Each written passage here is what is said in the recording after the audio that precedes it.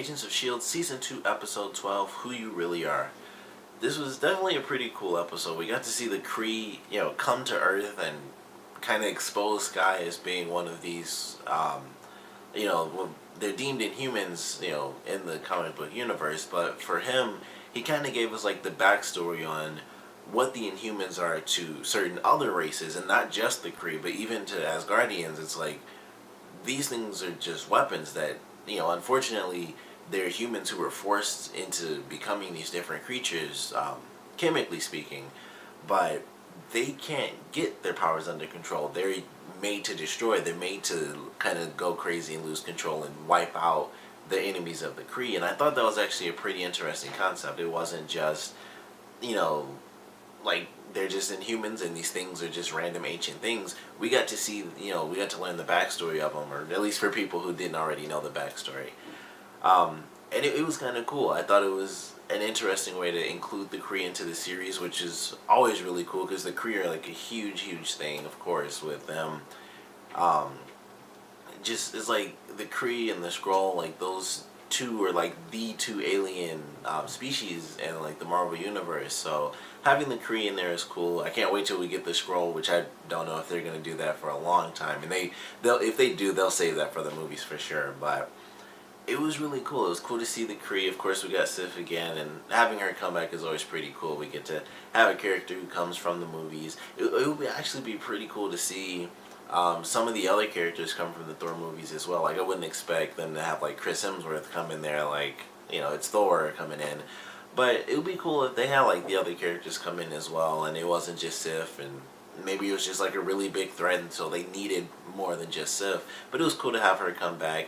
It was also really cool to have her get memory loss, because it gave her some really silly lines where she speaks, kind of in that Asgardian tone, especially in the scene where they have, like, the old guy with the balloon stand, and, she's talking like, I'm sometimes dangerous, but only to those who deserve it, and she wasn't sure about that, and then when she found out that was true, it was like, okay, and then she yelled at the old guy, like, tell him, old man, and I thought it was just funny the way she said it, and, some of the simple dialogue they were able to give her, because she's like, she's still her, but some of the more immediate things she doesn't really remember. So I thought that was kind of cool. Like, she remembers, stuff from when she was a child, which I thought was a pretty cool thing as well, where that kind of helped them kind of jump past a quick clue with the blood and stuff like that.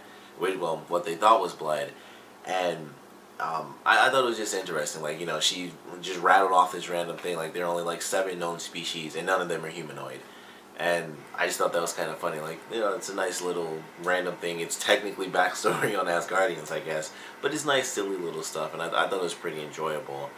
And it was nice to see how that played out, because I didn't expect it to really play out the way that it did at all, to be completely honest. I didn't think, I wasn't sure what to think, honestly. It was like, okay, there's a Kree here, what the heck is he doing? And then we find out that it's completely tied in with the Inhumans, and that leads us to getting, like, this cool mini little backstory. And of course that leads to Sky kind of being outed, which is probably the best part, because obviously Sky being outed, it means that, it led to some really great moments in this episode alone, especially the ending argument that everyone had, and getting to see Simmons kind of have this realization that Fitz knew.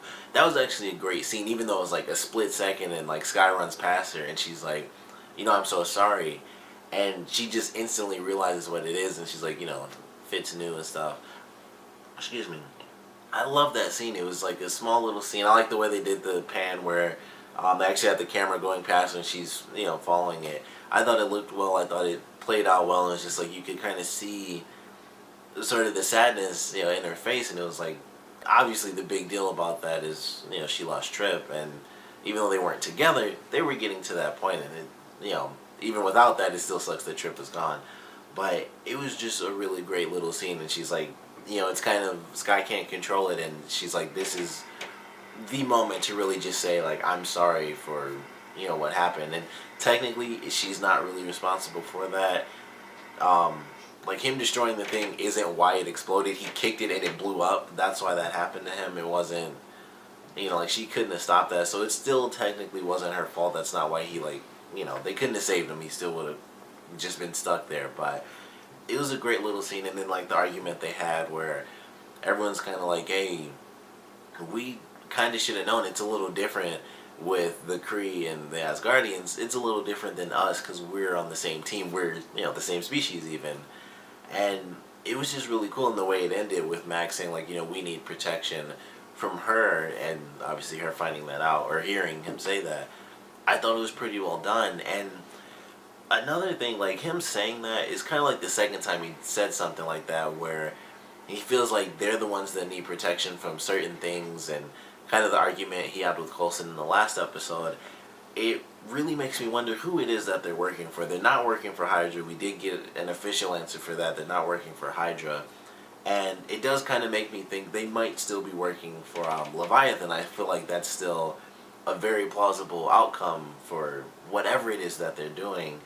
And I can't wait to get the answer. I don't know what the heck's going to happen with the stuff that happened between Mac and Hunter at the end. Like, he chokes him out, and I was glad he didn't kill him. Like, I honestly wasn't 100% sure. Like, they're lying, and I know he said all the stuff about them being friends, but whatever they're hiding is obviously something huge. So I really didn't know what to expect out of that scene. He could have easily killed him, and I would have been like, he could say they're friends all he wants to, but like in the same episode, he's like, you need to push him away because he might love you, but I still think he can kill you.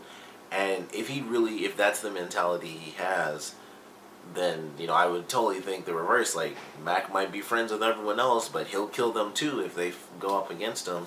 And obviously it's huge if he thinks that's even a possible outcome. So, whoever they're working for, it's bad, obviously. And I do think it's Leviathan. If it's not Leviathan, then it's someone else. It could be AIM. I kind of doubt it's going to end up being AIM. We saw them like a tiny bit in like Iron Man 3, and it was totally different than what they normally are. But it could be AIM. I can't really think of anyone else. It could be. It's not gonna randomly be like it's Oscorp. Like, it's obviously not gonna be that. So if it's another company that I don't know of, maybe you guys can kind of give me a hint and let me know what you guys think. But for now, I'm kind of sticking to the Leviathan thing. I think the way they did the shows, it just makes perfect sense. Like, they gave us Leviathan, which I never heard about before. I'm sure it's all over the comics, but I hadn't heard about that until the Agent Carter stuff. And they gave us like all this crazy stuff with Leviathan, and it could have easily just developed over the decades, and now they're a part of it. And it could be, the same as it was back then. It could be slightly different, but still, pseudo evil or whatever. But it's something bad, obviously, and with the way things ended, Hunter's gonna wake up at some point. He'll either be locked up or they're gonna take off, and I have to assume he's gonna be locked up somewhere. And everyone will just be like, oh, well, I guess he just took off without a word, because it makes perfect sense that he'd do that. Like, he said he was going to take the permanent position, but instead he just, kind of bolted on us. So I feel like that's what's going to end up happening in the next episode. And I don't know who's going to find him or when they're going to find him, but I can't wait to get this secret out, because that's, as much as I'm excited for all the Inhuman stuff and Sky developing her powers and getting control over them, I just want to know what organization Bobby and Mac are working for. What are they working for?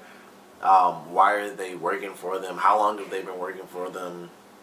They're not Hydra like they mentioned in the episode, so I don't know who they could be and what they could really want that needs to be hidden. So that's what I'm really excited for. But I'm glad we got like some really big steps as far as that storyline, because the way they ended it, it's like something, that's incredibly drastic. So something has to happen, in the next couple episodes. And I can't wait to see what they do. But I did love getting to see the Kree, getting Sif to come back. The action in this episode was also pretty cool, like especially some of the stuff. The first fight scene between the Kree and Bobby was definitely my favorite, because when she got tossed, I thought it was going to be like, a typical thing. It's like, okay, they do like a flip and they like fly across the room or something. Kind of like with Mac towards the end where he got hit one time and, they fly across.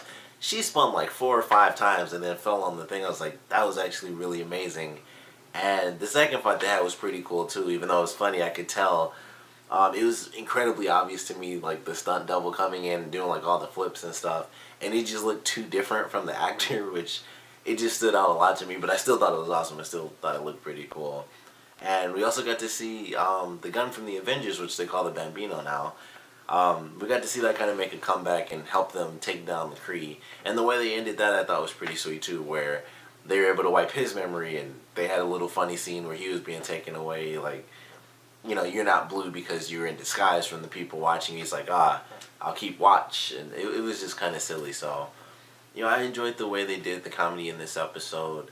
And, we had two, like, really big moments. The stuff that happened with Mac and Hunter at the end. And, of course, everything that happened with Sky having her powers basically outed to the entire team. Those two things are obviously going to be huge. And the preview for the next episode has me really excited with Sky's father really coming back into things, and he basically, it seems like he just gathered a bunch of people with superpowers together. So he's making like his own little super villain team and stuff like that. And they could be Inhumans, it could just be mutants and stuff. They can't say mutants, legal crap.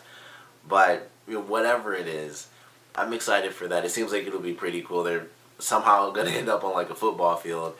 And, the dad, he seemed, in the preview at least, he had like a moment where he seemed like just really cocky, like he was winning and stuff in the episode, like he basically beat him and stuff like that. So I'm excited to see how that plays out and how the team really does develop after basically Hunter, I guess, is just going to be gone because Matt's going to tie him up and drop him somewhere. So they're going to kind of lose him.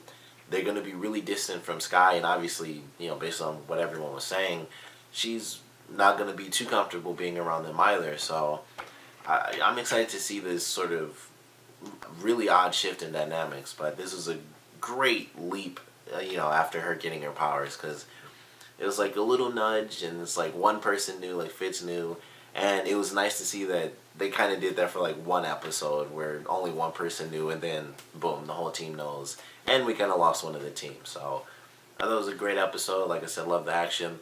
Comedy was really cool. Got to see Sif. Always pretty sweet to see her come in and just do something and destroy a bunch of crap.